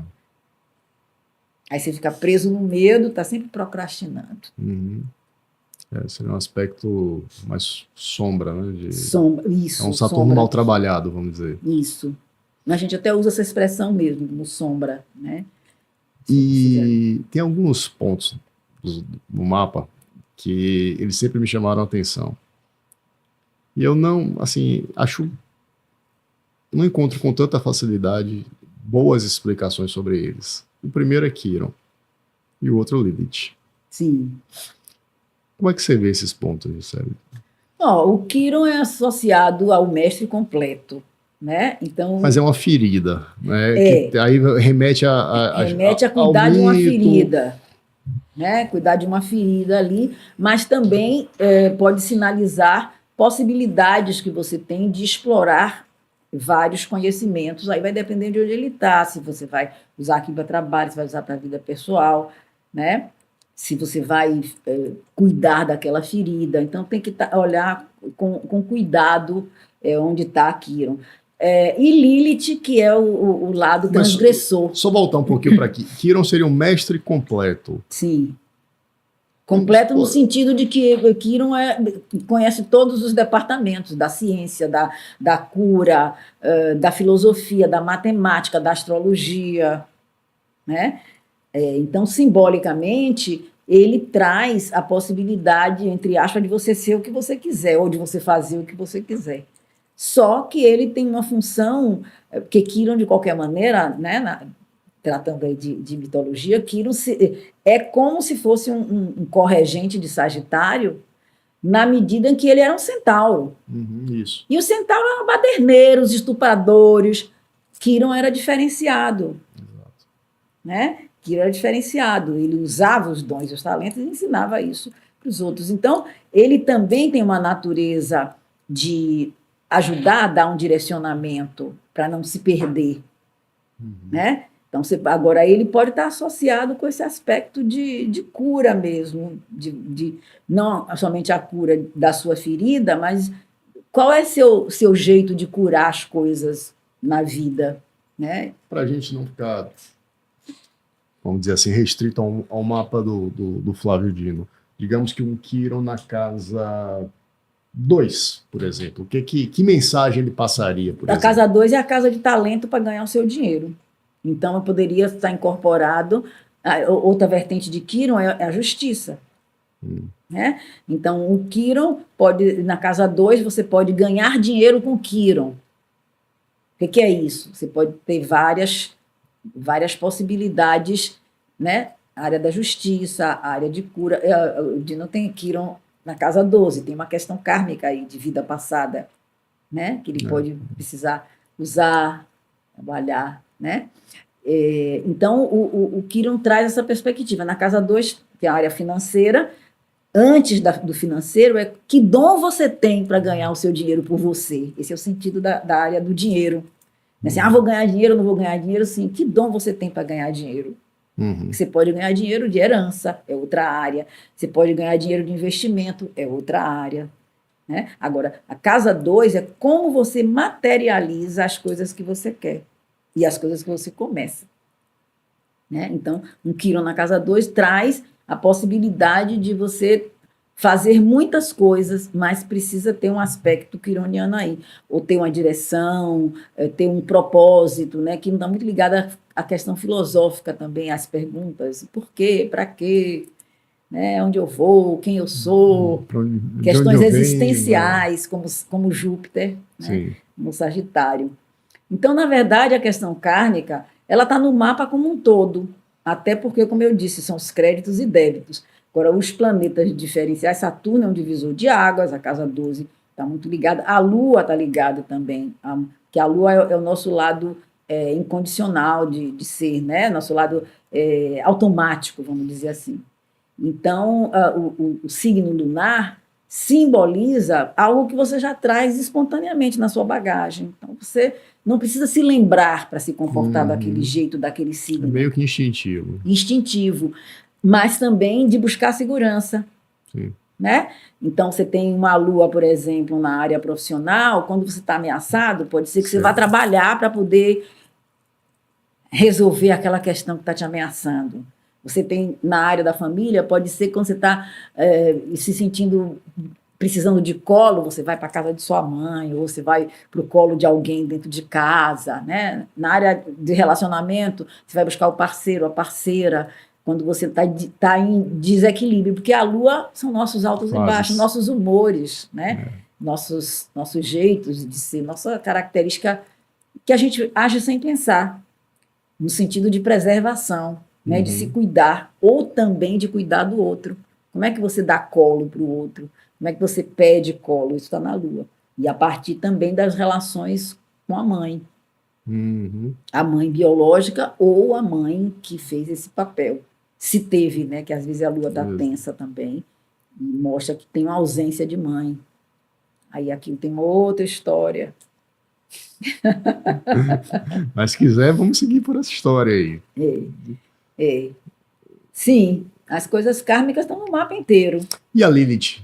Começou Sim, a falar e da a Lilith. Lilith é a transgressora. Lilith tem um simbolismo de um aspecto que a gente tem de transgredir, né? No bom ou no mau sentido, né? A transgressão somente no sentido de que ela não vai te pedir licença, de que ela não vai programar. A forma de Lilith se manifestar, ela traz de uma certa forma, eu falei transgressor, mas é como se ela trouxesse também um lado, vou chamar entre aspas, um lado verdadeiro, um lado espontâneo que pode estar comprimido lá. Um lado autêntico? Um lado autêntico, isso, perfeito. Um lado autêntico. Mas que não está saindo, ou que você tá reprimido, está reprimido, ou que só sai naquelas situações. Né? Por quê? Porque você precisa, para você soltar ela, você tem que soltar espontaneamente. Você não pode programar, não, porque ela é transgressora, ela não vai te pedir licença. Isso lembra um pouco a Lua, né? De ser alguma coisa meio... Não no automático, assim, que você faz... No automático, sim, mas na expressão do comportamento, não. Porque a Lua ela tem mais necessidade de proteção. E Lilith, não. Você soltar. Ah, sim, no sentido de soltar. No sentido de soltar. Verdade, no sentido de soltar, porque você... deixa eu tentar expressar melhor. Como é que a Lilith aparece? Quando você tem uma oportunidade, né, de expressar aquele tema, onde está a Lilith, pode ser no trabalho, pode ser no relacionamento, pode ser... digamos que esteja... uma vocação. Tá. Quando você tem uma oportunidade, você sem querer, aquilo aparece, né? Vamos dizer que você gosta de dançar, coisa e tal, né? Mas você não dança. Né? Aí você está num lugar lá, assim, quieto, né? Alguém chega e diz assim, fulano, vem dançar. Você não tem tempo de dizer não, né? E aí sua dança sai. Né? Vamos pensar uma Lilith em Leão, por exemplo, né? Mas você tem outros aspectos de timidez, né? Mas essa Lilith em Leão, Leão já se sente no máximo, né? Ela, para aparecer, ela não pode pedir licença, mas ela sai de uma maneira que não é programada. Tipo assim, alguém te joga no fogo, né? Ou então pode ser uma Lilith em Gêmeos, né? Você tem a oportunidade, você está quieto, você não sei o quê. Aí você tem alguém chega e está conversando, está no grupo, está no auditório, que seja, está ali. Não, quer ver, mas fulano sabe disso. Você toma um susto assim, e olha você lá falando, porque não lhe deram tempo. A Lilith é assim, joga no fogo, né? Ou você se joga, ou alguém cria uma oportunidade de você colocar. Mas uma coisa interessante, Bruno, quando a gente começa a trabalhar com astrologia, seja ela de que linha for, a gente não usa tudo. Porque você vai afunilando, vai criando o que eu digo, a marca registrada, né? E você vai percebendo também que você precisa prestar atenção. Nesse mapa, a sua atenção é essa. Nesse outro, a atenção é aquela. Né? Porque a pessoa vem num momento que tem aquela sintonia também com o que ela precisa, né? E qual é a demanda. Então, e também por preferência, porque a gente também tem estrelas fixas, a gente tem os asteroides, alguns que pode colocar e que faz sentido, e que às vezes você usa para astrologia mundial, não quer usar na astrologia pessoal, porque senão o mapa fica muito poluído. E depende da preferência e da intimidade que o astrólogo tenha com esse ou aquele ponto. Né? E às vezes são épocas que você começa a prestar mais atenção à Lilith, começa a prestar mais atenção, olha, de novo uma pessoa com isso, aí você começa a prestar mais atenção naquilo, porque seu mapa também está em movimento. Verdade. Né? Verdade. E até a sua sinastria com o cliente acontece automaticamente. Eu me lembro no início logo que às vezes a consulta estava amarrada, sabe, não está amarrada e você... Meu Deus, aí o que eu olhava a casa 9, quando eu estou me lembrando de um caso específico aqui, tinha uma coisa bem saturnina, quer dizer, uma pessoa que busca ajuda, mas ela tem medo de mexer naquilo, ela se reserva o direito de não mexer, ou ela não quer. Aí mudei a abordagem. Porque sabe quando você está quase que batendo de frente com o cliente? Como é que você vai bater de frente com o cliente que está buscando ajuda? Mas tudo se fechava, tudo não era. Aí você muda a abordagem. Pronto. Aí você quebra aquele medo, você quebra. Mas você precisa prestar atenção. Né? Então, cada cliente é um aprendizado para a gente também. Né? De autoconhecimento, de sensibilidade, de preparo para dizer o quê e de que forma, né? Porque é um momento onde você está compartilhando, né, a intimidade da pessoa e o seu conhecimento, né? E a sensibilidade que a gente tem, muitas vezes, para dizer ou para deixar a pessoa chorar, se for o caso, né? Quebrar barreiras que você às vezes nem sabia o que está por trás ali. Então, conversar, saber onde está aquele nó, ouvir a história daquele nó ali é interessante e solta coisas, né? Prepara a pessoa para uma terapia, prepara a pessoa para dar um salto em questões que ela está pronta e precisava de um aval. Posso fazer uma ponte com outra coisa aqui? Minha cabeça vai a mil, assim. A ideia é essa. Às vezes não, sempre a gente vê o mapa, por exemplo, você vê o mapa que estava ali, né? O mapa do Dino ou qualquer outro mapa. Os planetas, entre aspas, eles se materializam como pessoas ou como deuses. Então você fala, porque esse meu Saturno na casa 7, a casa 7 é a área de relacionamento de compromisso. Sim. Em princípio, um casamento, uma convivência, uma sociedade. Então, esse Saturno na casa 7, que está ali quando você nasceu, você vai encontrar pessoas que vão fazer esse papel de Saturno. Um Saturno pai, aí você procura uma pessoa bem mais velha, de idade, ou mais velha de comportamento, mais séria, ou alguém que julga mais. Aí vai depender de como está esse Saturno. Mas, assim, ele tem nome. Aquele Saturno é o João que você casou, é Maria que você casou. Aí você descreve o marido da pessoa. Como você está descrevendo meu marido sem conhecer? Por quê? Porque ela faz aquela escolha. E às vezes é um carrasco. Se você não muda, não dá atenção, meu trabalho me diminui, porque Saturno é autoridade. Certo. Então, se casar com Saturno, casou com Saturno. Ou é o pai, ou é alguém que está ali te cobrando o tempo todo, ou que não está dando atenção ao seu trabalho, ou o contrário, alguém que está sempre olhando que você tem um lugar importante ali. Isso é uma construção. Interessantíssimo isso. Às vezes um Netuno, dou um mesmo exemplo de área, uma pessoa que tenha no mapa de nascimento Netuno nessa área de relacionamento, Netuno é o do sonho, da idealização, da fantasia, né? Do amor incondicional, da compaixão, né? Então, cabe todo mundo ali. Um Netuno na casa 7, dificilmente a pessoa que tem a Netuno ali fecha relacionamento. Então, aquela pessoa que, se o outro não acabar a relação porque a relação não está boa, não, aquela pessoa de Netuno na casa 7 encontrou, acha que está namorando ainda, que está casando, ou vai, encontra. Não fecha, porque ali cabe todo mundo. Né? Basta sair da vista para ficar interessante de novo.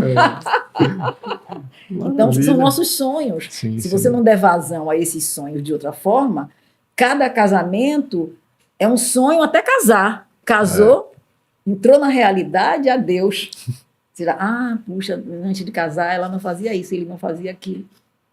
Por quê? Porque era um sonho, não era a realidade. Aí você tem que trabalhar esse Netuno para outras áreas, arte, trabalhos sociais, trabalhos espirituais, espiritualistas, enfim, para você não jogar tudo em cima do coitado ou da coitada que você se casou. E Netuno é conhecido como planeta geracional, né? Isso. Urano, Netuno e Plutão. Isso. Ou seja, eles teriam um impacto Seria essa Impacto expressão? em gerações. Gerações. Mas Como é que é aí isso? que faz a diferença a área onde ele está. Então, por exemplo, a geração de Netuno em Libra, que é a minha, a época do amor romântico, né? Só para explicar um pouquinho, por que isso? Porque Netuno passa muito tempo Muito tempo num signo. em cada signo, né? Uhum. Então, É a tal coisa do ciclo do planeta, né? Saturno tem um ciclo pessoal 27. de 30 anos, entre 27 e 30 anos. Netuno é 164 anos, mais ou menos. Ou seja, em Se cada você nasce signo com ele Netuno passa... em Libra, só 164 anos depois ele vai voltar para Libra. Então, isso cria uma geração de pessoas que nasceram com Netuno em Libra, aquela geração das pessoas românticas, das pessoas isso, aquilo. A geração do Netuno em Escorpião foi uma época muito de sexo, droga, rock and roll, não sei o quê, né? Muita gente morreu de overdose na época de Netuno em Escorpião. E aí, assim é com todos os outros planetas mais lentos, né? Urano e Plutão. Então, eles ganham mais importância na área, na gaveta que eles estão. Então, no seu mapa, ele está em que gaveta? Profissional, na área financeira, na área de saúde. Então, aquilo se particulariza para você pela área que ele está. Qual é a ação naquela área? Como é que você se reconhece naqueles princípios, naqueles assuntos da sua vida, entendeu? E aí, o individual. Por isso que hoje em dia, Bruno, eu inclusive não faço mais cursos de formação. Tá. Eu foquei, já tem alguns anos que eu foquei somente em cursos de autoconhecimento. É como se casasse a psicóloga com a astróloga de um tempo para cá, né? Também trabalho como psicóloga. E aí tem muita gente boa, inclusive muitas escolas fazendo cursos de astrologia, então eu indico essas escolas, tem cursos online, né? Mas eu me reservo mais com o trabalho de autoconhecimento e também, se a pessoa já trabalha com astrologia, aí sim, dar uma supervisão, mas eu ensinar, formar astrólogo, não faço mais isso, fiz isso muito no início. Entendi. E pelo que eu estou entendendo, dá para a gente fazer um paralelo entre os planetas e alguns arquétipos, né? Sim, sim. Sim. Porque essa linguagem dos símbolos, né, é uma linguagem muito junguiana. Né? E Jung usou muito da astrologia. Né? Às vezes as pessoas apagam por preconceito a relação positiva da astrologia com a psicologia. Com a psicologia, a astrologia é muito mais antiga. Sim. Né? Mas a questão de que a astrologia acaba facilitando várias áreas de conhecimento é exatamente pela relação simbólica. Né? E também tem o lado mitológico. Exato. Né? Cabe todas as mitologias. Você pode fazer a correspondência de todas as mitologias, grega, romana, africana. Né? É muito lindo. Eu sou super suspeita de falar de astrologia de um modo geral. Mas é mesmo. E, Gisele, um outro ponto em relação aos signos, que diz respeito à sequência que eles têm no zodíaco. Tem alguma lógica oculta, vamos dizer assim, nessa sequência, assim, signos que estão abaixo da linha do horizonte, os signos que estão acima. Dá para fazer alguma conexão com eles nesse têm, sentido? essa sequência não se altera, né? Sim. Não se altera. Então, tem alguma, vamos dizer assim, alguma historinha contada aí nessa sequência? Menino, eu nunca parei para pensar sobre isso, dessa coisa da sequência, não. O que a gente tem é que, assim, essa sequência não se altera, né? Então, se você tiver Áries no ponto alto do mapa, o que vem depois é touro. Claro. Né? E a questão dos elementos, que dá para a gente fazer vários agrupamentos dos signos, o que tem de similaridade ou o que tem de diferença entre eles, né? Os masculinos com os masculinos, os femininos com o feminino. Esses agrupamentos, acho que dos mais comuns é o da associação com os 4 elementos, né? Fogo, terra, água e ar. Isso. Mas também tem a divisão entre masculino e feminino, no sentido de yin ou yang, né? Uhum. E também no sentido de modo de ação, os que são mais diretos, os que são mais receptivos, né? E os que são mais rígidos. Só para a gente situar um pouquinho aqui em relação aos 4 elementos, os signos, qual que seria a característica principal deles? Os signos de fogo. Sim, o signo de fogo, que é leão, pela ordem, Áries, Leão e Sagitário, né? Eles têm uma característica em comum de impulsividade, né? Cada um deles vai ter diferença, né? Mas entre eles de comum do elemento é assim, o fogo, que é o impulso, a coragem, o abrir caminho, o se mostrar, o princípio de ação, são masculinos. Né? Os outros masculinos são o de ar, Gêmeos, Isso, Libra e Aquário. Né? E o ar é a comunicação. A pessoa se confunde às vezes porque Aquário é signo de ar, Aquário é signo de ar. Signo de ar. E Libra também, né? Então, tem a ver com a comunicação, tem a ver com as relações, tem a ver... Porque Aquário tem a comunicação também, muito a comunicação de intuição, né? E pensamento avançado. Uma outra era, quase telepático. Outra era, a utopia, que a utopia hoje não é utopia amanhã. Sim. Então, tem em comum essa coisa da comunicação e da liberdade e do movimento. Libra foge um pouquinho disso, porque fica na relação com o outro, tentando achar um equilíbrio, mas é também um signo de relação. Aí vem os femininos, né? Touro, Virgem e Capricórnio. Terra. Os femininos seguram, são mais retentivos. Né? Então, esses de terra são os construtores. O que tem em comum? A construção, a matéria, a realização. Né? Os de ar é tudo pensamento. Eu falei mesmo o quê? Né? Os de terra não. Está aqui o que você me pediu. Está concretizado, ou escrito, pintado, printado, né? Está realizado. Então, os de terra ajudam na realização das tarefas da vida. E os outros femininos são os de água, Câncer, Escorpião e Peixes. A água é emoção. Totalmente. Total. Né? Vai tomando a forma daquilo, do recipiente que vem, mas também movimenta. Não vamos pensar que os femininos são mais frágeis do que os masculinos, no sentido astrológico, não. São forças diferentes. Né? O feminino da emoção segura tanto ou controla tanto, e às vezes até mais do que o masculino. Né? Mas os de água são os sentimentos, as emoções que vão se ampliando e pegando Peixes como o último de água e o último signo, você vai ampliando esses sentimentos que vão ficando, de uma certa forma, sem direcionamento próprio, porque ali cabe todo mundo, cabe a humanidade, pensando em termos positivos da característica de Peixes. No sentido negativo é o sem noção. Essa sociedade capitalista, não sei o quê.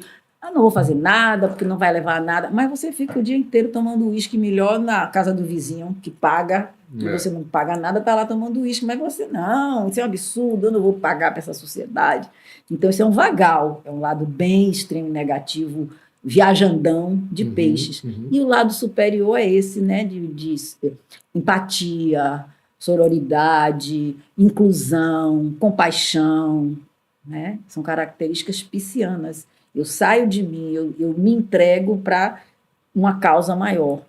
Mesmo que isso seja situacional, não é uma fantasia. Você não vai virar Soror, não sei das quantas, nem santo. Mas aquele seu interno, e Peixes também traz muito aspecto vocacional, como algo da entrega, do ofício, o sacro ofício, que pode precisar de um sacrifício. Né? A entrega, né? Então os capacete branco, o povo da Cruz Vermelha, o outro que trabalha sem ganhar porque não precisa, então, na causa social filantrópica, né? E às vezes é uma entrega no sentido espiritual. Assim, não quero que ninguém saiba que eu estou fazendo isso.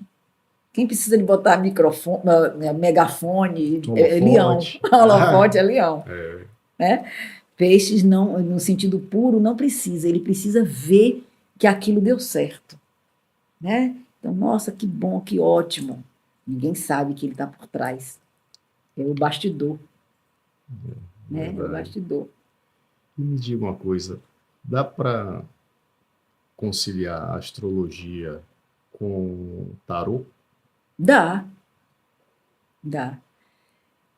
Na verdade, Bruno, o que eu tenho percebido é que todos esses, vou chamar de oráculos nesse momento, né, todos esses oráculos ou essas formas de autoconhecimento, são instrumentos que trazem símbolos, que lidam com símbolos e que ajudam a decodificar determinadas situações. Eu não tenho conhecimento profundo de tarô, mas tenho amigas que são tarólogas. Tem um tarô de Liz Green, que é um tarô astrológico, certo, inclusive. Mas, assim, até onde eu entendo, o tarô, por exemplo, se propõe a questões assim, a respostas mais objetivas para perguntas. O jogo diz isso, não sei o quê, mesmo lidando com os símbolos. E a astrologia lida muito mais com o processo, né? Porque você olha um mapa de nascimento, não, isso aqui é seu para a vida toda. Exato. Não muda, né? Inclusive, não muda. Para quem não tem não essa dá para pegar uma borracha e apagar. É importante esclarecer que o mapa de nascimento, o mapa astral, vai ser o mesmo a vida inteira. Não muda. Agora, o que vai muda mudar é a abordagem, eventualmente a interpretação, de acordo com quem vai ler o mapa. Isso como uma coisa que seja a sua estrutura. Para você conhecer, como eu disse, seu manual de instruções, exato, sua bússola, seu livro de vida. Agora, o que muda? Fundamental. Inclusive. O livre-arbítrio que você tem a cada etapa da sua vida, porque você nasce bebê. Então, quem cuida de você são seus pais ou quem está cuidando de você, né, como naquela vida. Quando você vai avançando de idade, de conhecimento, você se torna responsável por aquela vida que você veio viver. Então, você vai fazendo opções para melhorar aquilo, né? Voltando à ideia da planta, da mangueira ou da macieira, né? Diz, não, eu sou uma macieira e dou maçãs, que eu quero mais? Você larga o Deus dará, morre antes da hora, não dá frutos. Então, sempre esse cuidado de saber para onde você vai.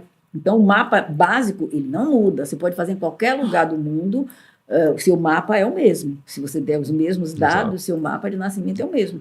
E aquela alma está ali. E a Revolução Solar, sabe? Sim, a Revolução Solar, nem todos os astrólogos trabalham, isso aí são métodos que as pessoas escolhem, os astrólogos escolhem para usar.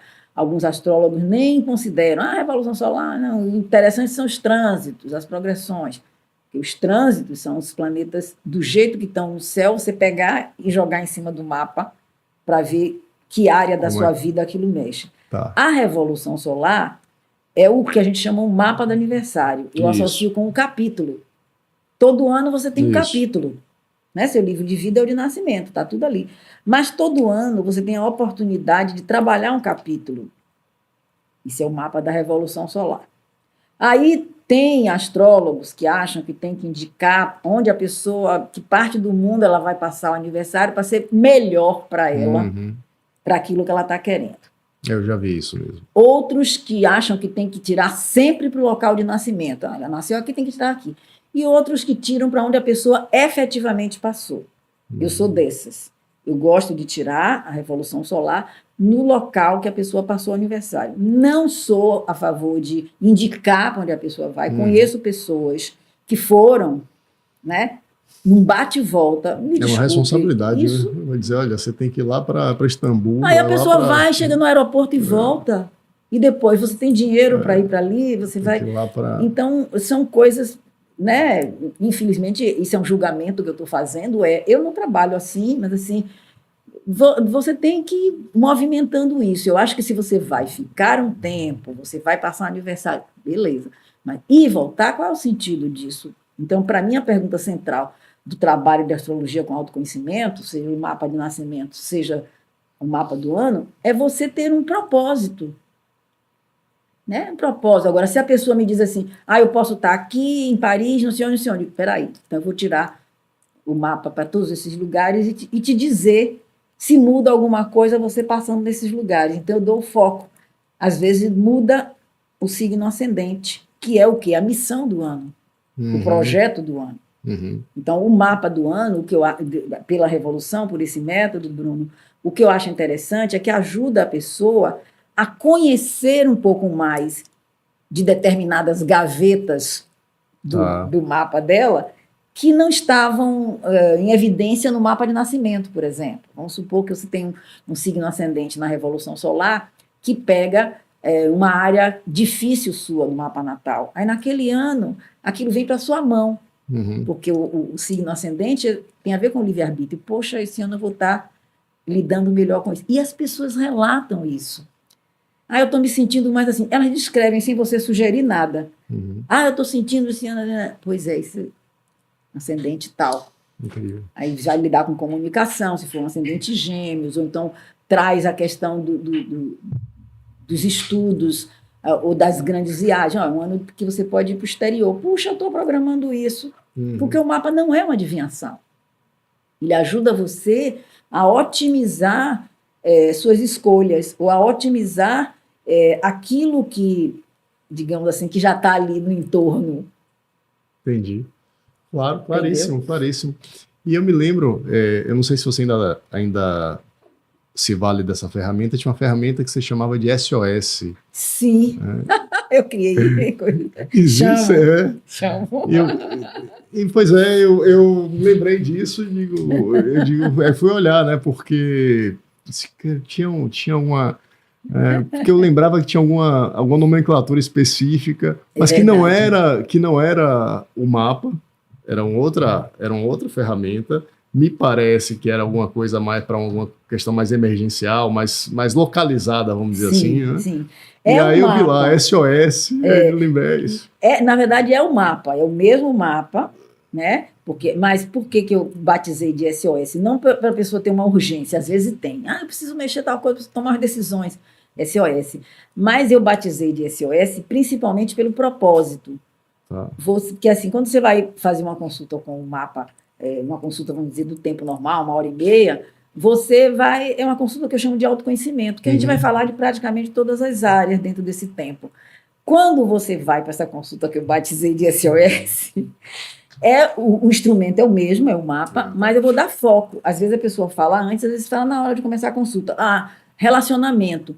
E é interessante porque o que ela está querendo é aquilo que está chamando a atenção. Isso aqui é interessante, por isso que eu batizei de SOS. Assim, eu posso falar só disso. Então, o que eu faço? Eu apago todo o resto do mapa, eu vou dar foco naquela questão. Olha, tá assim, é isso que é o central agora. Então, tá assim, tá difícil. Né? Você terminou um relacionamento, você está começando um relacionamento, ou então filhos, você está querendo engravidar, ou casa, você está mudando de casa. Não, eu estava pensando, pois é. Está vendendo alguma coisa, está lidando com imóvel de família. Então, não é uma adivinhação. Aquele foco está ali porque a pessoa trouxe aquilo, ou então ela não diz qual é o foco, mas ela diz, não, eu quero que você me ajude nesse momento. Aí é circunscrito pelo tempo, que é um tempo menor. Tá. Aí ela joga a responsabilidade para eu dar o foco. E aí o foco é claro. Né? Mas quando a pessoa pergunta o que é, o foco está ali. Porque os planetas sinalizam o ciclo que a pessoa está. Você já sabe qual é o assunto que ela quer. Então, você vai no foco, tem milhões de outras coisas acontecendo. A vida não fica congelada. Mas, naquele momento, o interesse dela é naquilo. Então, o SOS dá um foco. Pois é, eu não lembrava exatamente qual era a função do... Aí, pessoal, eu quero um SOS. SOS, pois é. E aí, eu vi lá... organizando minhas coisas, um dia desse eu vi lá. Isso foi muito tempo mas, pessoal, depois. Façam um mapa astral com Gisele, tá? E esse SOS me ajudou também, porque a gente também aprende, né, a ser mais sintética. Tá. Você já viu que eu falo demais, né, Bruno? Também porque eu falo do que eu adoro, né, do meu trabalho. Mas, assim, o SOS me obriga a ser sintética também, porque no início eu ia vendo as coisas, ia desdobrando. Agora não, a pessoa precisa disso, você tem que dar um foco nisso. Então, você junta uma coisa com outra. Né? Se é a consulta mais demorada, não. Aí você tem tempo, pergunta aqui, fala ali, você pergunta. Sim. Mas o SOS é interessante. Muito. Gisele, maravilha, assim, adorei nossa conversa. Eu também. Acho que teria... adoro falar de astrologia. Eu fiz umas anotações aqui, teriam várias outras... questões aqui. É um assunto inesgotável aqui para nós, fale a verdade, Bruno, com certeza. Né? Fascinante, certeza. Apaixonante. Com certeza. Mas é bom também que a gente já deixa material para a próxima conversa.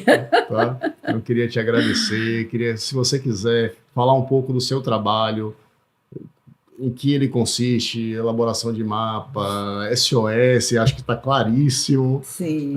Como é que as pessoas te encontram, fique à vontade, viu? Então... Sim. Aí hoje em dia tem aqueles canais todos, eu sou a pessoa mais difícil de colocar as coisas nos canais, eu sou meio lenta para isso, né? Coloco, mas na verdade é o WhatsApp, né? Eu posso dizer o número Claro. que é 71999536858. Isso é o WhatsApp, que hoje em dia todo mundo fala, é mais fácil. Me acha nas redes sociais, tanto no Instagram como no YouTube, tem vários vídeos no YouTube, que são vídeos, eu acho que são interessantes, tem assuntos diversos. Eu acho que eu tenho uma característica de falar, procurar ser o mais didática possível, né? Porque assim o astrólogo pode acompanhar e o leigo também. Então, no YouTube tem vários temas, vocês podem achar também. E as consultas são essas duas: a consulta que eu chamo de autoconhecimento, que é uma consulta mais demorada, e a consulta que eu chamo de SOS, que é quando a pessoa quer dar o foco na questão que está preocupando, ou que está querendo tomar decisão. E os contatos são esses, né? Tanto, eu gosto de frisar que tanto a SOS como a consulta mais demorada, elas são profundas. A diferença é de objetivo. Você tem um objetivo de autoconhecimento, é a consulta maior. Você tem um objetivo de entender aquela questão, é a SOS. Excelente. É Recomendo todos dois. Gisele, gratidão imensa. Eu te agradeço também, adoro. Até a próxima, com certeza. Muito obrigada.